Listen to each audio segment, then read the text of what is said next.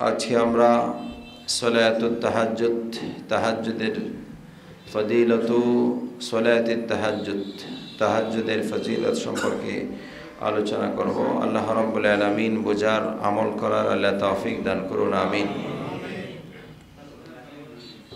আল্লাহ রাব্বুল আলামিন কোরআনে হাকিমে আল্লাহ পাক ইরশাদ করেন, বিসমিল্লাহির রহমানির রহিম, তাতাজাফা জুনুবুহুম আনিল মাদাজি'i ইয়াদউনা রাব্বাহুম খাওফান ওয়া তামা'আন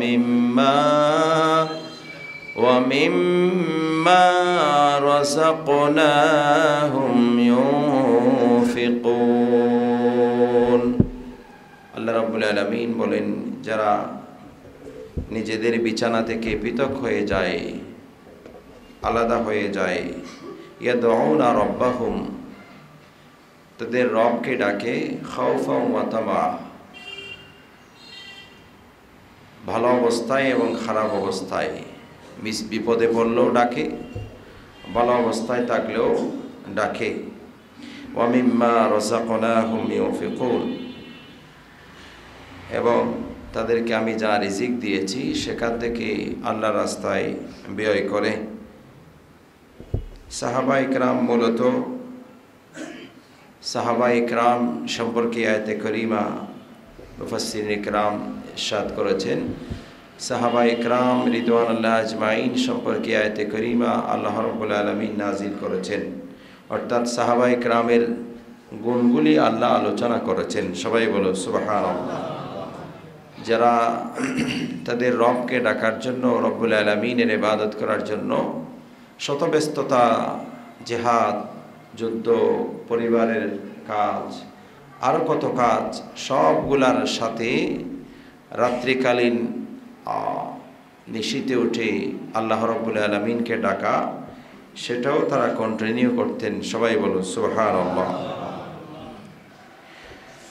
আল্লাহ রাব্বুল আলামিন কোরআনুল কারীমে আল্লাহ পাক আর ইরশাদ করেন, বিসমিল্লাহির রহমানির রহিম, ওয়া মিনাল লাইলি ফাতাহাজ্জাদ বিহি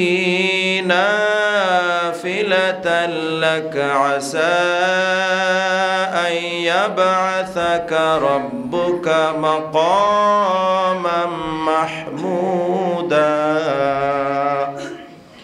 আল্লাহ রাব্বুল আলামিন বলেন আল্লাহর হাবিবকে, ওয়া মিনাল লাইলি ফাতাহাজ্জাদ বিহি, আপনি রাতের কিছু অংশে জাগ্রত হন, নাফিলাতান লাক, এটা আপনার জন্য অতিরিক্ত, খাসাতান লাক, আপনার জন্য আলাদা করে এটা অতিরিক্ত দায়িত্ব দেওয়া হয়েছে। আর এটা যখন আপনি করবেন, আসা আন ইয়াবআসাকা রাব্বুকা মাকামান মাহমুদা, আল্লাহ রাব্বুল আলামিন আপনাকে মাকামে মাহমুদে অধিষ্ঠিত করবেন, সুপ্রশংসিত স্থানে অধিষ্ঠিত করবেন, যেখানে সবাই আপনার প্রশংসা করবে। সবাই বলো সুবহানাল্লাহ। মাকামে মাহমুদ, আল্লাহর হাবিব সাল্লাল্লাহু তাআলা আলাইহি ওয়াসাল্লাম মুফাসসিরিনে কিরাম বললেন, এটা রসুল পাকের শাফাতের যে স্থান, কিয়ামতের ময়দানে আল্লাহ রাব্বুল আলামিন আল্লাহর হাবিবকে দান করবেন, যেটার প্রশংসা কায়নাতের মখলুকের সমস্ত সৃষ্টি সেই মকামে মাহমুদের প্রশংসা করবে। সেখানে অধিষ্ঠিত রসুল পাক সাল্লাল্লাহু তাআলা আলাইহি ওয়াসাল্লামের প্রশংসা করবে, রসুল পাককে স্মরণ করবে। সবাই বলো সুবহানাল্লাহ।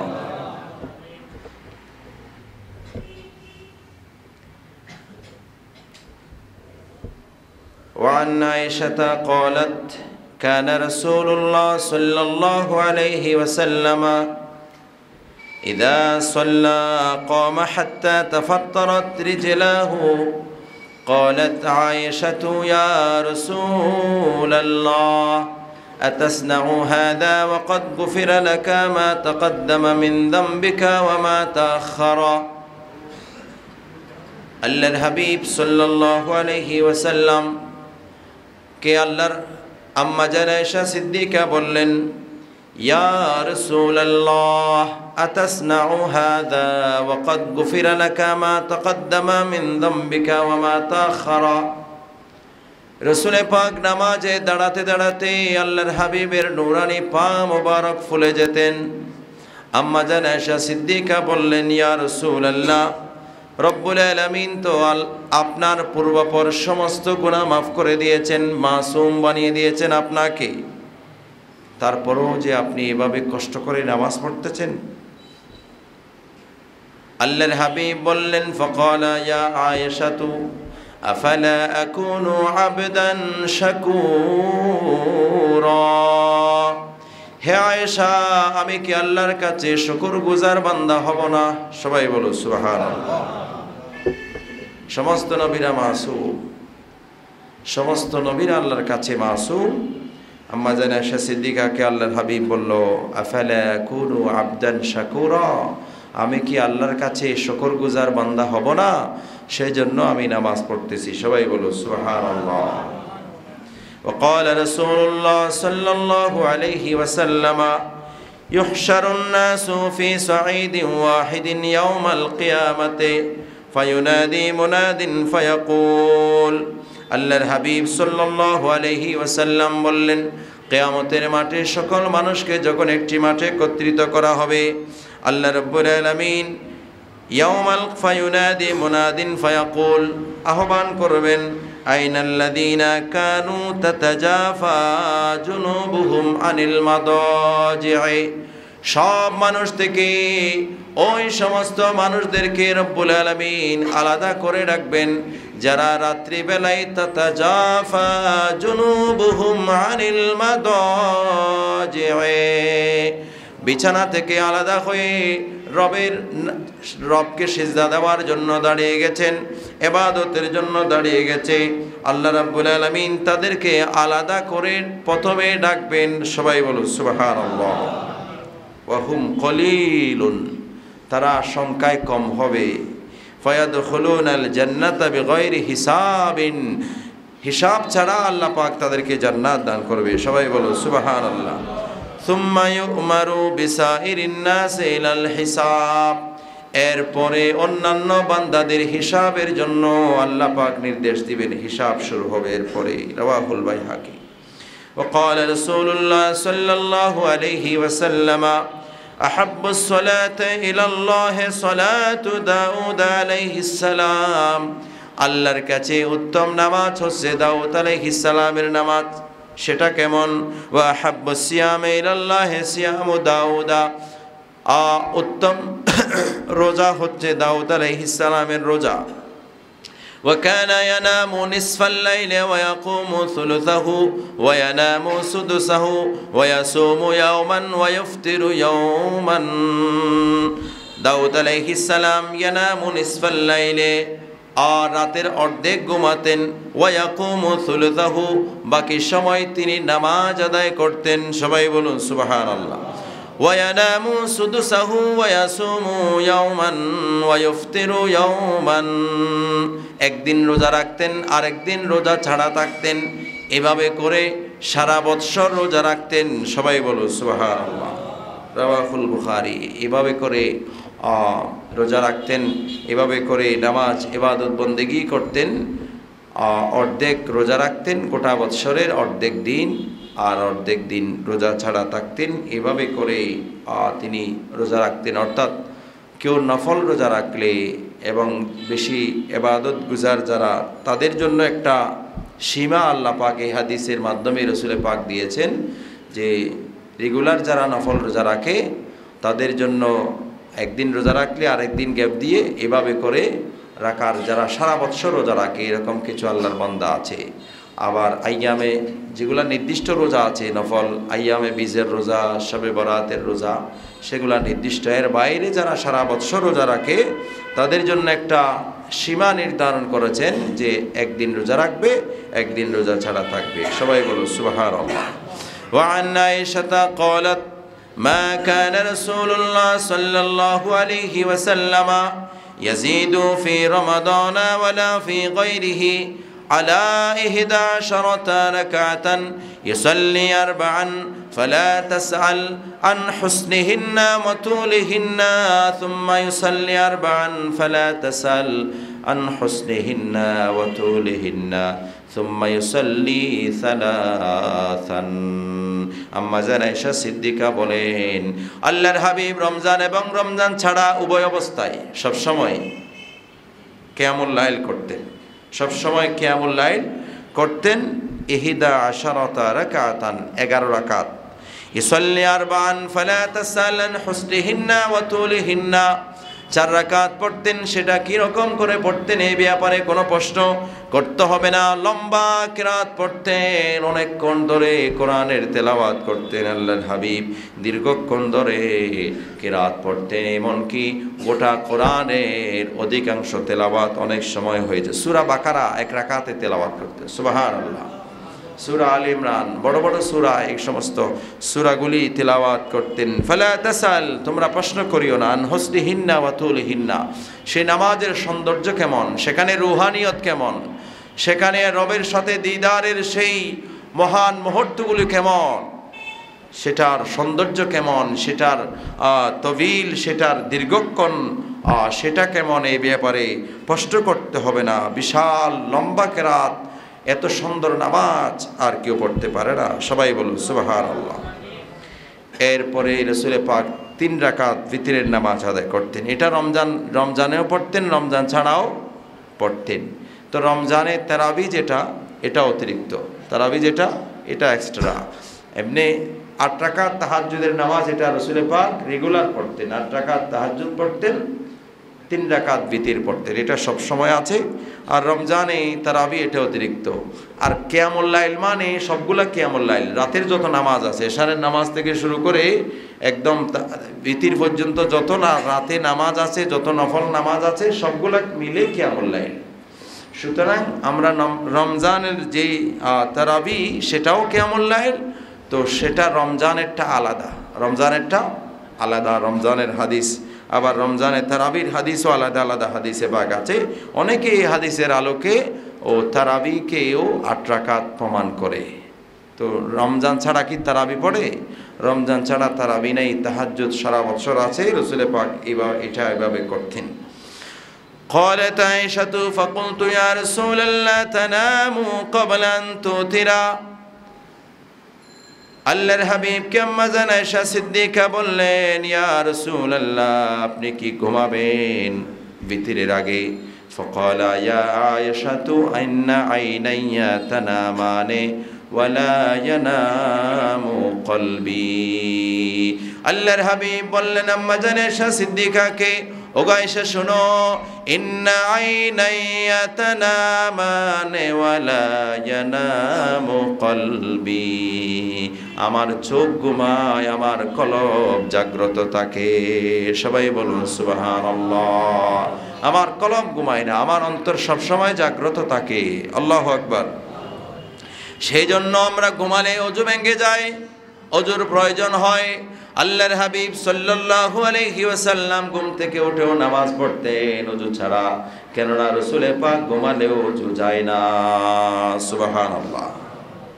রাসূল ঘুমালে অজু যায় না, রাসূল ঘুমালে কলব ঘুমায় না, কলব জাগ্রত থাকে।